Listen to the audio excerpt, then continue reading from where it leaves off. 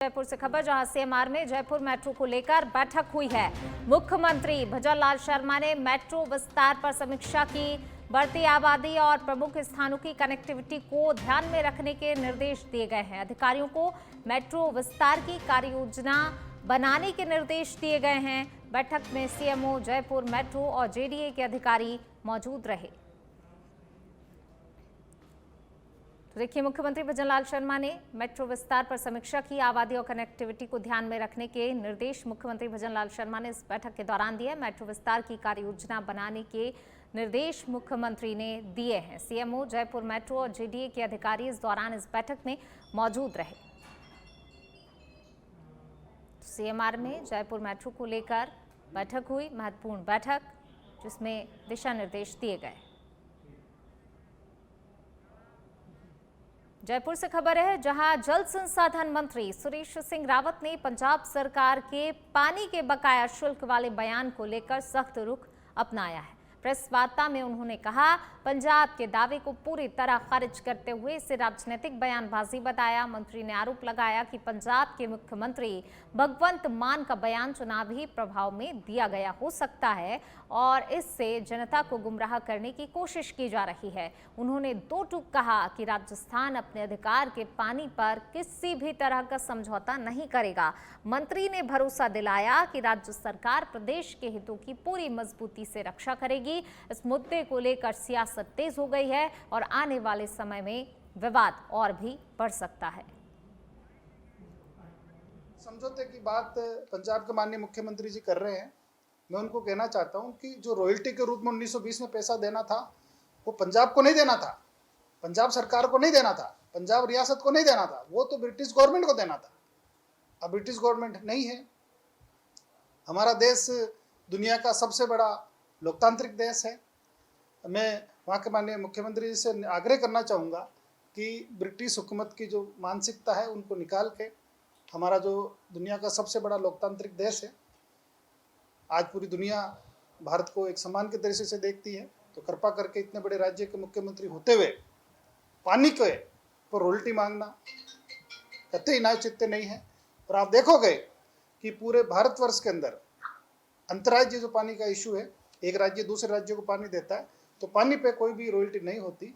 और अगर हम सतलुज नदी की बात करें तो 1920 के समझौते के बाद जब हमारा देश आज़ाद हुआ या भारत सरकार का गठन हुआ, तब 1955 के अंदर भी, 1959 के अंदर भी और 1985 के अंदर भी आपस के अंदर सभी राज्य और केंद्र की मध्यस्थता से बातचीत हुई। उसके बाद समझौते हुए। तीनों समझौते के अंदर कहीं भी रॉयल्टी की कोई बात नहीं है, इसलिए उनकी मांग को हम सिरे से खारिज करते हैं। ऐसा न तो कोई विधि सम्मत है, न कोई कानून सम्मत है और न कोई सैद्धांतिक रूप से इस बात को। चलिए बढ़ते आगे, बात अगली खबर की। पाली के बाली से बड़ी खबर, जहां आवेशित युवक ने खुद की गर्दन काट ली। जी हां, देखिए, क्रोध में था ये युवक जिसने अपने आप के खुद की गर्दन काट ली। खिवाड़ा थाना क्षेत्र के कोट सोलंकियाना का ये पूरा मामला बताया जा रहा है। घायल को उपचार के लिए बांगड़ अस्पताल लाया गया था। लहूलुहान हालत में बिना ही इलाज के युवक वहां से भाग गया। एम्बुलेंस कार्मिकों ने घायल युवक को भागकर किसी तरह पकड़ा। तो देखिए, पहले तो क्रोध में आकर इस युवक ने अपने आप की गर्दन काटी और जब उसे हॉस्पिटल ले जाया गया तो वहां से भी युवक भागने का प्रयास करने लगा। हालांकि देखिए, वहां पर जो मौजूद एम्बुलेंस के कार्मिक थे, उन्होंने किसी तरह इस युवक को पकड़ा।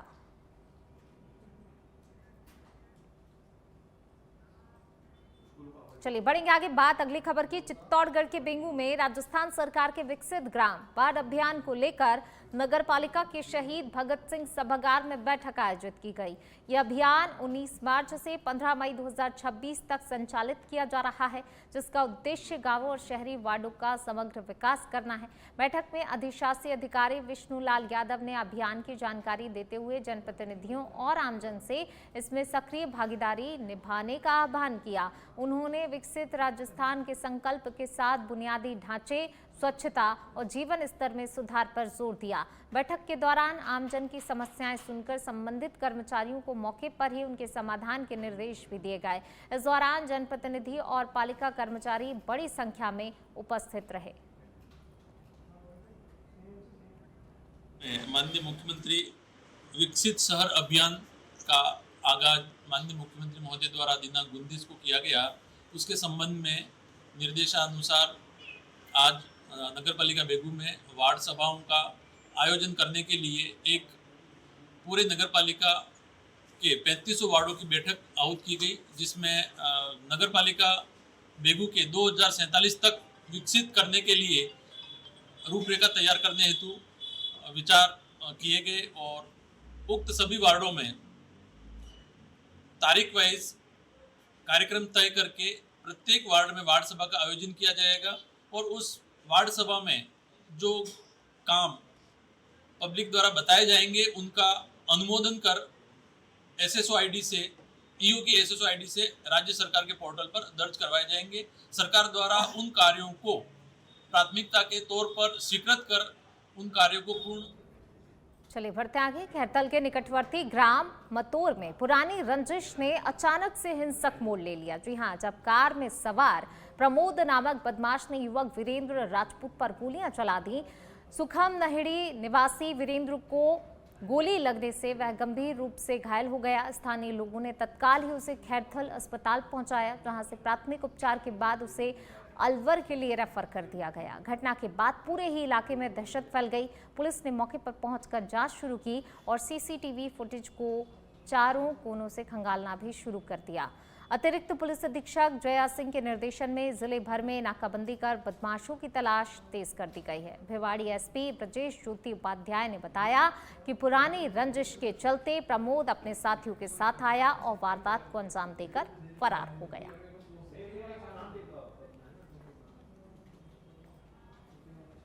जालौर जिले के भीडमाल सहित क्षेत्र भर में रमजानुल मुबारक माह के आखिरी दिन जुमे के अवसर पर मस्जिदों में अकीदतमंदों की भारी भीड़ उमड़ी, जहां लोगों ने पूरे ही श्रद्धा और अकीदत के साथ नमाज अदा की। नमाज के बाद पेश इमाम ने मुल्क में अमन, चैन, खुशहाली और आपसी भाईचारे की दुआ मांगी। इस दौरान मस्जिदों का माहौल पूरी तरह से इबादत में डूबा नजर आया। बड़ी संख्या में नमाजियों की मौजूदगी ने इस खास दिन की अहमियत को और भी ज्यादा बढ़ा दिया। तो वहीं कल ईद उल फितर का पर्व मनाया जाएगा, जिसे लेकर क्षेत्र में उत्साह का माहौल है।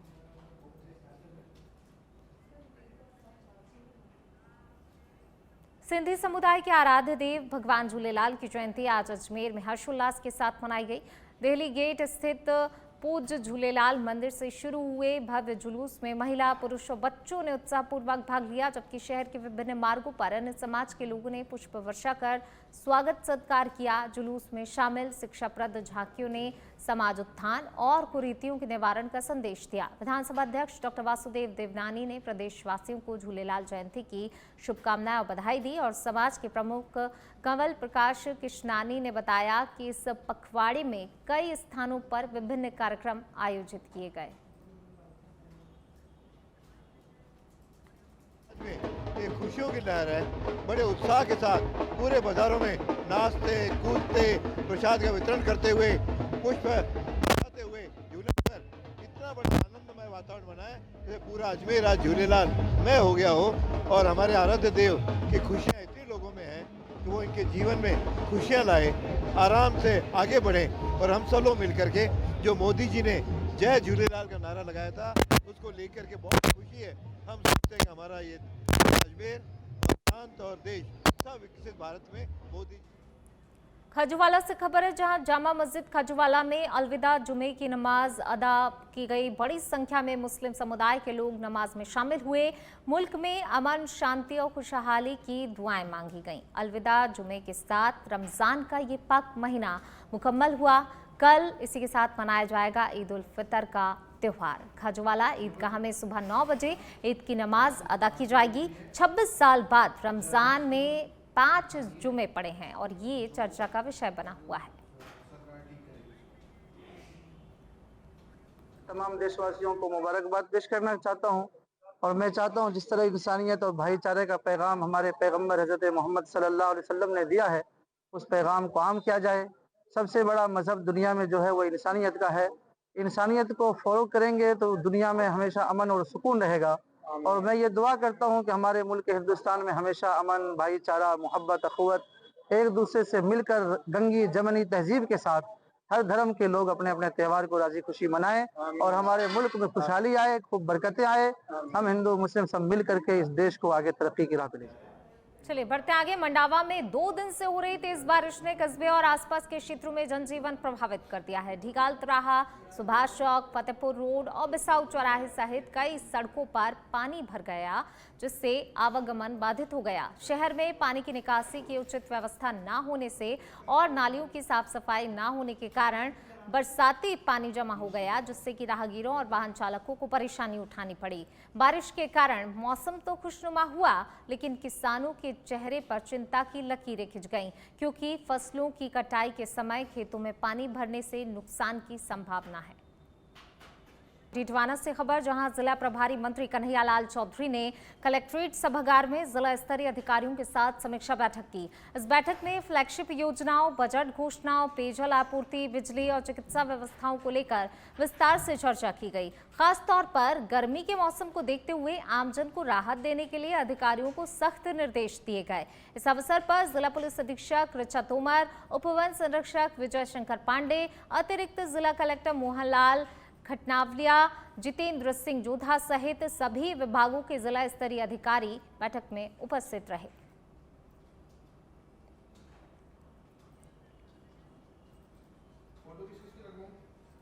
रूपबाज सहित आसपास के क्षेत्र में आज सुबह हुई तेज बारिश और आंधी ने किसानों की मेहनत पर पानी फेर दिया है। जी हां, जिससे खलिहानों में पड़ी फसल और खेतों में खड़ी फसलों को भारी नुकसान पहुंचा है। किसान हमीर के अनुसार मौसम विभाग के अलर्ट के बाद किसानों ने मजदूर लगाकर फसल सुरक्षित करने का प्रयास किया, लेकिन मजदूरों की कमी के चलते कई जगह पर फसल खेतों में ही रह गई।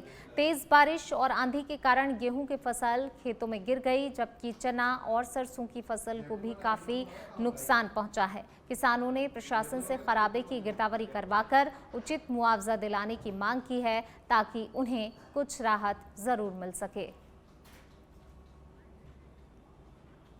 बारिश एवं तेज हवा चलने के कारण रूपबास में जो किसानों का नुकसान हुआ है, तो मैं प्रशासन से निवेदन करता हूं कि किसानों को उचित मुआवजा दिलाने की कृपा करें। भिवाड़ी थाना क्षेत्र के वसुंधरा कॉलोनी में देर रात गैस रिसाव के चलते हुए भीषण विस्फोट ने एक परिवार को गंभीर संकट में डाल दिया। आगरा के मांगरोल गांव निवासी हरिओम, जो गैस सप्लाई का कार्य करता है, अपनी पत्नी मधु और 6 वर्षीय बेटे टीटू के साथ घर में सो रहा था कि तभी कमरे में गैस भरने के बाद किसी हल्की चिंगारी से जोरदार धमाका हो गया और मकान आग के गोले में तब्दील हो गया। विस्फोट की आवाज सुनकर आसपास के लोग दहशत में आ गए और मौके पर पहुंचकर तीनों घायलों को तुरंत ही भिवाड़ी जिला अस्पताल पहुंचाया, जहां प्राथमिक उपचार के बाद मधु और टीटू की हालत गंभीर होने पर उन्हें अलवर के उच्च चिकित्सा केंद्र रेफर किया गया, जबकि हरिओम का इलाज जारी है। प्रारंभिक जांच में कमरे में रखे गैस सिलेंडर से रिसाव को हादसे की वजह माना जा रहा है, जिसने एक बार फिर घरेलू गैस सुरक्षा को लेकर गंभीर लापरवाही के खतरों की चेतावनी दी है। सिलेंडर में गैस फटी है, कहाँ हुई हो या नहीं आई? सिलेंडर फटो है, कहाँ हुई हो? अच्छा, इसमें कितने लोग झुलसे हैं या कौन कौन है? हरिओम, मधु, टीटू। अच्छा, कहाँ के रहने वाले हैं? उत्तर प्रदेश के, यूपी के। यहाँ कब से रह रहे हैं? 1 साल हो गए। क्या काम करता है हरिओम? हरिओम गैस सप्लाई करेगी। गैस सप्लाई का काम करता है। तो ये कितने बजे की घटना है जो सिलेंडर फटा था? 2:30 बजे। 2:30 बजे की बात है। अभी कहाँ है? दिन के 2:30 बजे अलवर रेफर हो गए? सरकारी। पाली जिले के देसुरी क्षेत्र स्थित सुनाड़ा के खेतुलाजी सारंगवास तीर्थ धाम में 52वें लक्खी मेले का शुभारंभ श्रद्धा, भक्तिभाव और उत्साह के साथ हुआ, जहां पहले ही दिन बड़ी संख्या में श्रद्धालु पहुंचे और मेले की भव्यता का अनुभव किया। मंदिर परिसर आकर्षक रोशनी से जगमगा उठा, तो वहीं देर रात हुई हल्की बारिश ने मौसम को और भी सुहावना बना दिया। भजन संध्या के दौरान स्थानीय कलाकारों ने भक्ति गीतों की शानदार प्रस्तुतियां देकर श्रद्धालुओं को भक्ति रस में सराबोर कर दिया। मेले में लगे झूले, दुकानें और विभिन्न मनोरंजन गतिविधियां बच्चों और युवाओं के आकर्षण का केंद्र बनी रहीं, जिससे पूरे ही क्षेत्र में उत्सव जैसा माहौल नजर आया।